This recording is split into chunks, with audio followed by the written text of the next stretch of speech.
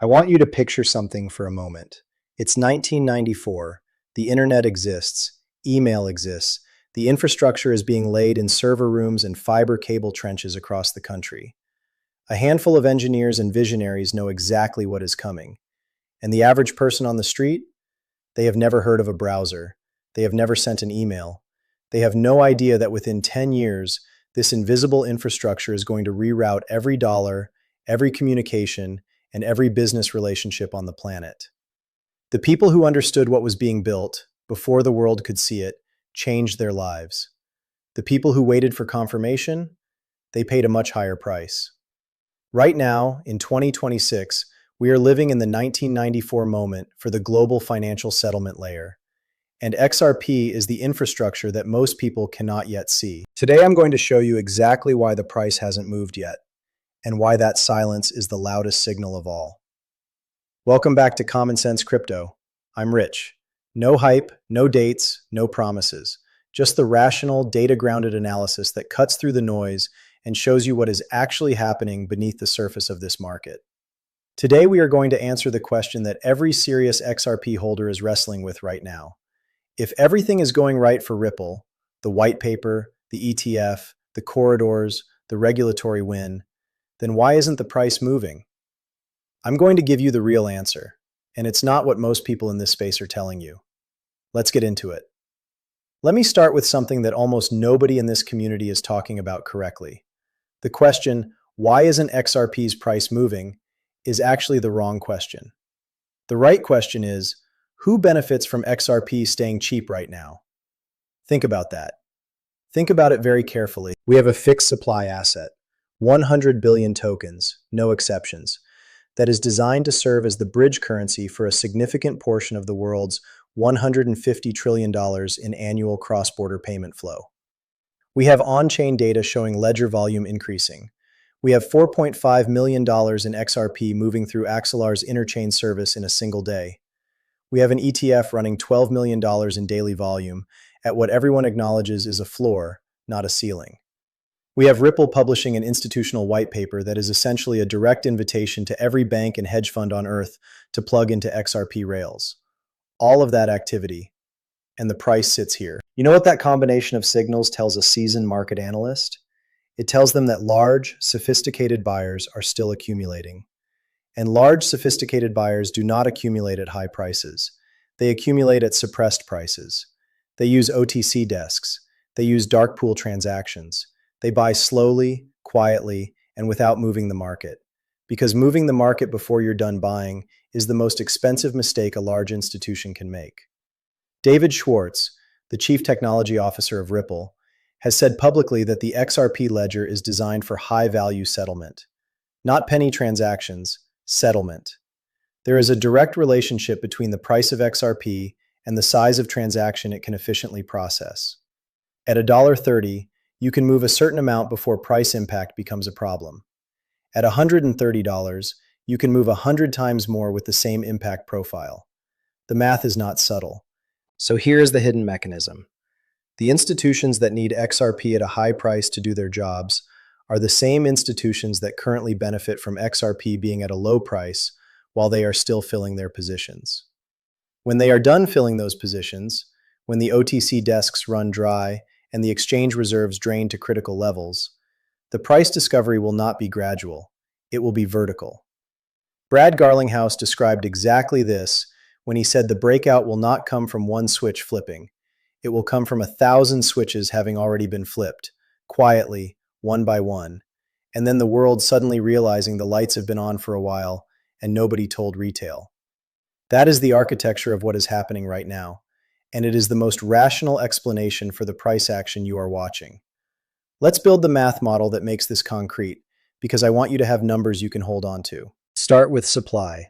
Total XRP, 100 billion, fixed, in circulation today, approximately 55 to 57 billion. Of that circulating supply, exchange reserve data from CryptoQuant shows holdings on centralized exchanges continuing to decline. Coins are moving off exchanges into cold storage wallets. That movement has one primary interpretation. Long-term holders are pulling coins away from the market. They are not planning to sell soon. they are positioning. Now look at the demand side. Turkey alone, one country, one corridor, processed nearly $200 billion in crypto transactions in 2025. That is one data point in one market. Ripple's managing director declared Turkey a global frontrunner and signaled active expansion of XRP rails into that ecosystem on top of what already exists. If Ripple captures even a fraction of Turkey's $200 billion annual crypto transaction volume through on-demand liquidity infrastructure, that is a live, recurring, real money demand source for XRP as a bridge asset. Now scale that globally. There are active Ripple corridors in Japan, where SBI Remit processes hundreds of thousands of live transactions monthly. There are corridors in Southeast Asia, the EU, the UK, and the MENA region. The Axelar interchain data, $18.6 million in XRP, moved across chains in the first weeks of 2026 alone, across more than 5,326 individual transactions, shows that XRP's utility surface is expanding beyond its native ledger into the broader multi-chain settlement ecosystem. Here's the math that the crowd consistently misses.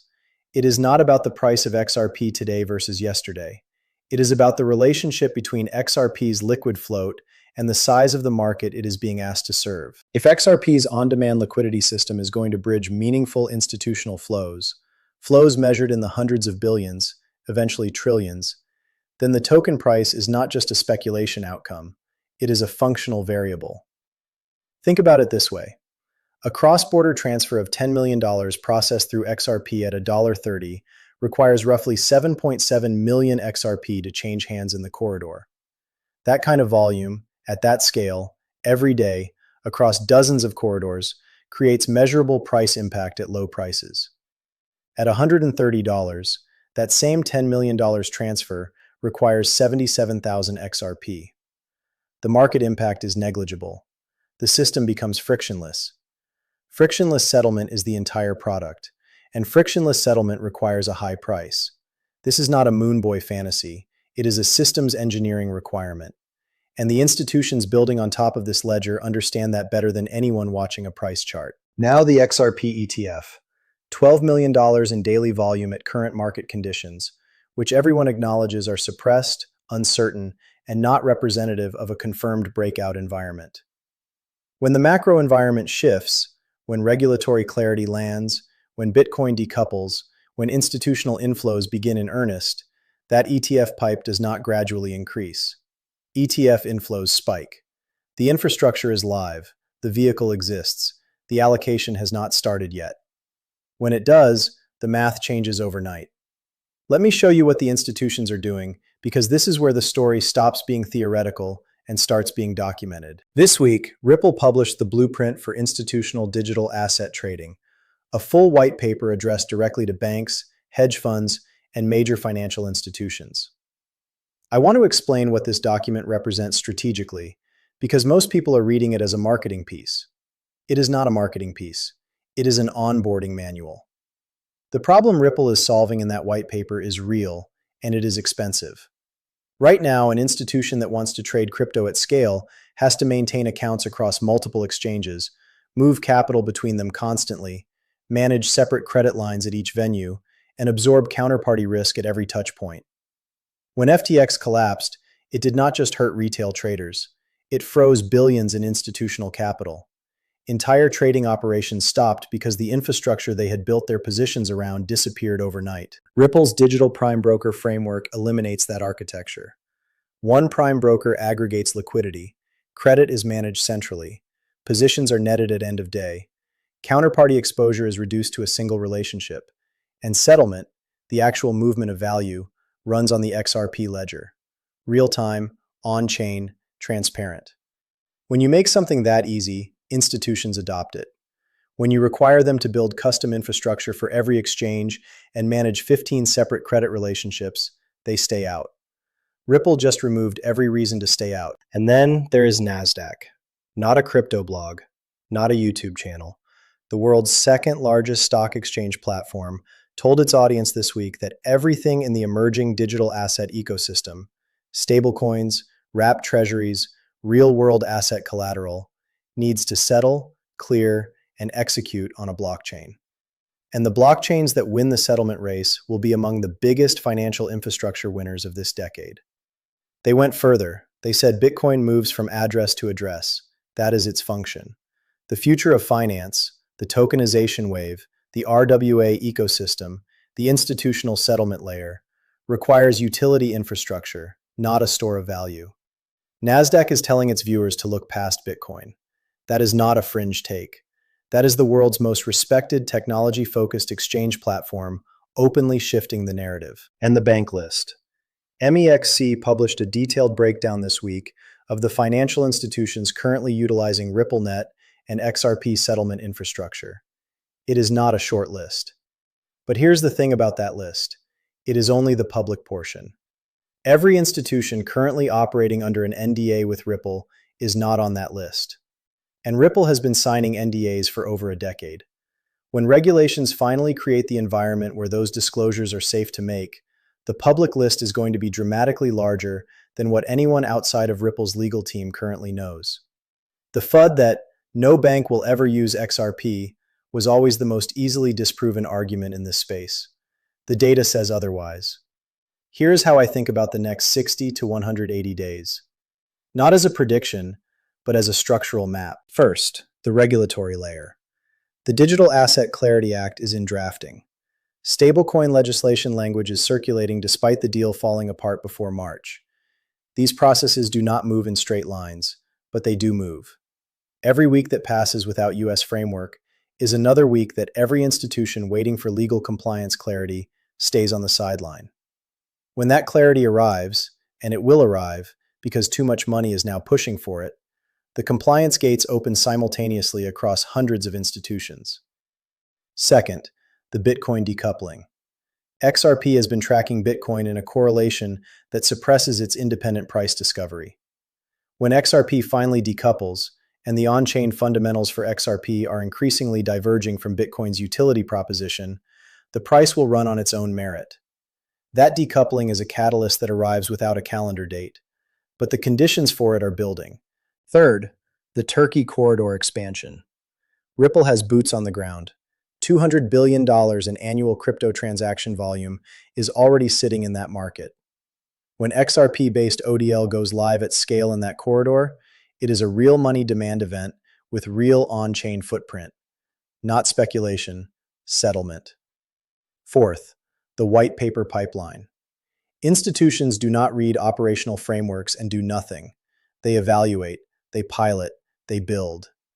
The organizations that received Ripple's digital prime broker white paper are now in internal review cycles. Implementation timelines for institutional financial products run 6 to 18 months. The clock started this week. Every one of these is a switch. They are all flipping. I want to address the people in this community who are questioning whether they have enough XRP. Here is the honest answer. The frame of enough is built on today's price. And today's price is built on today's adoption level. You are extrapolating from a starting point that is about to change. The on-chain data tells you that exchange reserves are draining. The coins that are leaving centralized exchanges are going into cold storage. The float available for market purchase is shrinking quietly, consistently, without headlines. This is what accumulation looks like from the outside. Not dramatic, not visible, just a slow compression of available supply while demand infrastructure gets built all around it. When the institutional inflows begin, ETF pipes, prime broker frameworks, corridor deployment, they will not be calibrated to a $1.30 price. They will arrive at whatever price is there when they arrive. And the price when they arrive will already be a different number than it is today, because by that point, the exchange float will be significantly tighter. I will say this one more time because it matters. You do not need a specific number of XRP to benefit from this. The question is whether you are positioned before the system switches on, or whether you are trying to buy on the way up. Both scenarios have a price. The first scenario has a much lower one. Accumulate what you can afford, secure it properly, and then, this part is important, be quiet about it. We are entering a phase of this cycle where your holdings become a personal security consideration. The wrench attacks happening in the crypto space right now are real. The people who broadcast their XRP position publicly are making themselves targets. Be smart. Hold quietly. Let the price prove you right when the time comes. I want to speak directly to the people who have been through the full journey on this one. You have watched XRP win in court. You have watched the ETF go live. You have watched Ripple sign partnerships across 6 continents. You have watched the white paper drop. You have watched the bank list grow. You have held through red month after red month. And you have heard every variation of "it's going to zero" from people who don't understand what they are looking at. Here's what I want you to know. The frustration you are feeling right now is not a signal to exit. It is a signal that you are still early. Frustration at a price that hasn't moved yet is the exact feeling that the institutions building their positions behind the scenes need retail to feel. It is designed to wear you down. It is designed to shake you out. Do not let it. The data is on your side. The infrastructure is on your side. The math is on your side. And the institutions quietly accumulating while you are frustrated are going to be the ones that prove your patience correct, whether they mean to or not. Let me close the loop on everything we covered today, because I want this to be something you can come back to. We started with the fundamental question, why isn't the price moving if everything is going right? And the answer, the real answer, is that the price is the last thing to move. The infrastructure moves first. The institutions position first. The regulatory frameworks get built first. The corridors go live first. The white papers get written first. The exchange reserves drain first. And then, when all of those inputs have reached critical mass, the price moves. Violently, without warning. In a way that makes everyone who sold at the bottom look like they were handed the answer key and still failed the test. This week, we got the institutional blueprint. We got the Turkey expansion signal. We got the Axelar volume data. We got the NASDAQ narrative shift. We got confirmation that the man who spent years fighting Ripple understands he was wrong. Every single one of those is a switch that flipped this week. The breakout does not come with an announcement. It does not come on the day you expect it. It comes when the last accumulator is done buying and the first institutional inflow hits a market that no longer has the supply to absorb it quietly. You already know what XRP is. You already understand why it exists. You already see what is being built. The only question left is whether you are going to be positioned when the 1994 moment becomes 1999. I think you already know the answer. If you made it to the end of this one, drop infrastructure in the comments below. Let's see who is watching the build and not just the chart. This is Common Sense Crypto. I'm Rich. Stay patient, stay rational, stay quiet about your bags. And as always, we don't wait for the future. We plan for it.